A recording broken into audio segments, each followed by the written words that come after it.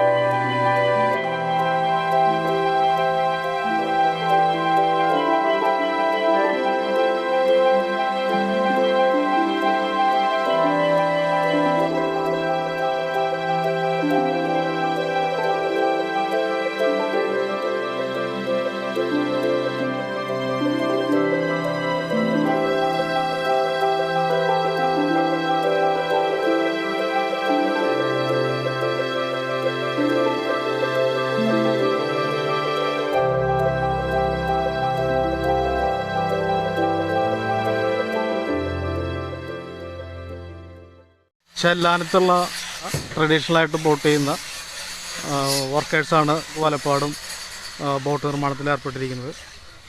അപ്പോൾ അവരുടെ ഗ്രൂപ്പിൽ പ്രധാനമായിട്ടുള്ള ജോഷി അല്ലേ പേര്, അദ്ദേഹം നമുക്ക് വേണ്ടിയിട്ട് ഇതിൻ്റെ വിശദാംശങ്ങൾ പറഞ്ഞു തരുന്നതായിരിക്കും. എത്ര ദിവസം കൊണ്ടാണ് ഈ ബോട്ട് ഉണ്ടാക്കാനുള്ള സമയം?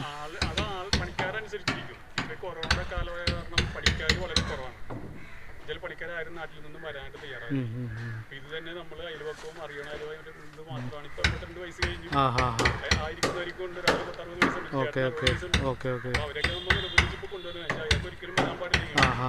ഇപ്പൊ നമ്മുടെ സ്വന്തമായ കാരണം നമ്മളെ വെറുതെ ഇവിടെ പണിക്ക് നിൽക്കുന്നു. അതിന്റെ ഇപ്പൊ ഒരു എന്ന് പറയുന്നത് ഈ കെട്ടുപണി ഇപ്പൊ തീരെ കുറവാണ്. ഇപ്പൊ കെട്ടുപണി അത് നാമശേഷമായി കൊണ്ടിരിക്കുന്ന സംഗതിയാണ്.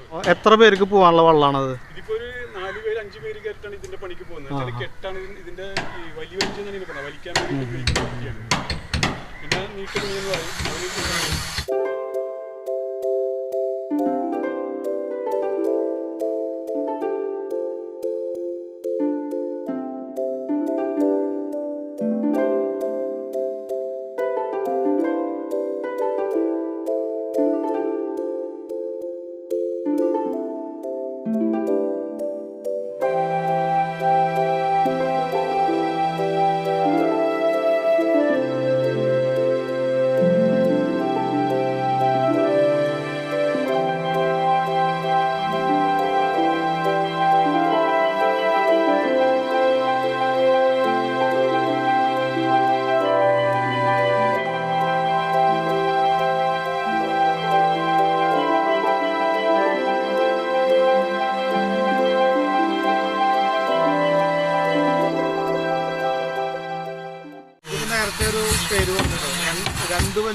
രണ്ട് വഞ്ചി കൂട്ടി കെട്ടി വലിക്കുന്ന പരിപാടിയാണ്.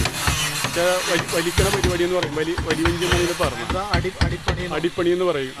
അങ്ങനെയുള്ള പരിപാടികളാണ് ഈ വഞ്ചി കൊണ്ട് ഉപയോഗിക്കുന്നത്. ചില മുമ്പത് ചെറുവഞ്ചികളായിരുന്നു. അപ്പോൾ അതിലൊരു 2 അടി 3 അടിയുടെയൊക്കെ നീളം കൂട്ടിക്കൊണ്ട് ചെയ്യുന്നത് വെച്ചാൽ 25 മിഷനായി. ഇപ്പോൾ 9.9 മിഷനായിരുന്നു വെച്ച് വർക്ക് ചെയ്യേണ്ട കിട്ടും. 25 മിഷനായപ്പോൾ ലേശം വണ്ണവും പൊക്കവും കൂട്ടി പണിയണമെന്ന് മാത്രമേ ഉള്ളൂ. നമുക്ക് എന്ത് മരമാണ് ഈ സാധനം അയിന് ഉപയോഗിക്കണം. അയിനെയാണ് പൂർണ്ണമായിട്ട് ഉപയോഗിക്കുന്നത്. അയിനിപ്പോഴാണ്. അതുപോലെ പിന്നെ പുന്നെന്ന് പറഞ്ഞൊരു സാധനം മരം അത് ഉപയോഗിക്കും. ആ 2 മരങ്ങളാണ് കൂടുതൽ ഉപയോഗിക്കുന്നത്. അതിനെയാണ് ഇതിനെ പ്രധാനം.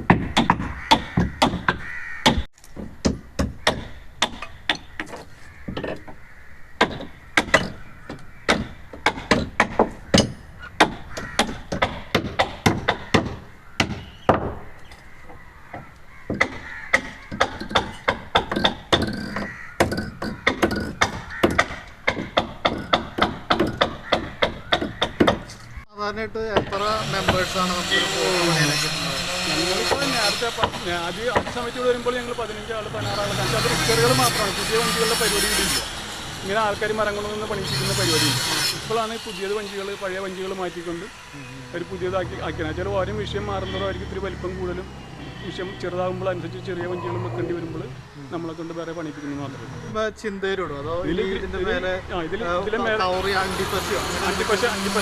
ഈ ഗ്യാപ്പുകളൊക്കെ മൊത്തം പറയും ചടക്കും. ഈ ഗ്യാപ്പുകൾ ഇന്നത്തെ റോപ്പുകളുണ്ട് നീല ചെറുകിട്ട് കെട്ടുന്നുണ്ട്. ഇവിടെയാണ് മിഷ്യൻ വരുന്നത്. ഇവിടെയാണ് ബാക്കിൽ മിഷ്യൻ വരുന്നത്. അപ്പോൾ ഇതിന് കൂടുതൽ ബലം വേണം. ഇതിന് ആ കിട്ടുന്ന പട്ടകൾ പോലെ പട്ടകളോ ബോൾട്ടുകളൊക്കെ ഇട്ട് ഉറപ്പിക്കുന്നതാണ്. കുറച്ചുകൂടെ ഉറപ്പും കൂടുതൽ.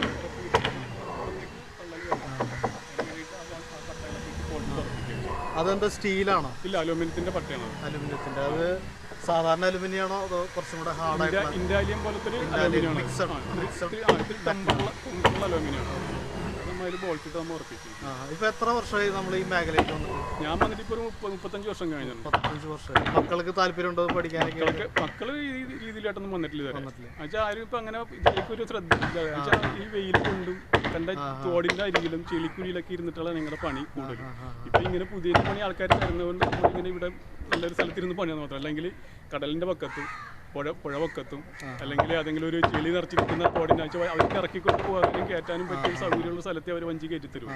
അങ്ങനെ ഇരുന്നുള്ള പണികളൊക്കെ ചെയ്യുന്ന ആൾക്കാരാണ് ഞങ്ങൾ. അപ്പോൾ അവർക്ക് ഇപ്പോഴത്തെ കാലത്തിൽ ഈ പിള്ളേരെല്ലാം ഒരു ഹൈ ലെവലിലുള്ള പരിപാടിയിലേക്കാണ് പോകുന്നത്. എന്നുവെച്ചാൽ എന്തെങ്കിലും കമ്പ്യൂട്ടറോ അല്ലെങ്കിൽ മറ്റുള്ള രീതിയിലൊക്കെ ഉള്ള രീതിയിലാണ് അവർ പോകുന്നത്.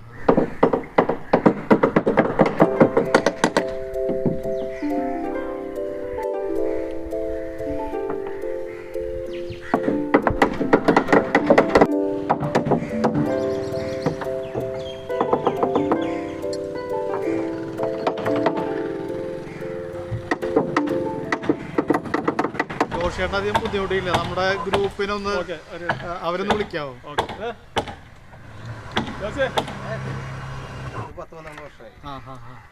എനിക്കിപ്പോ 52 വയസ്സ് കഴിഞ്ഞു.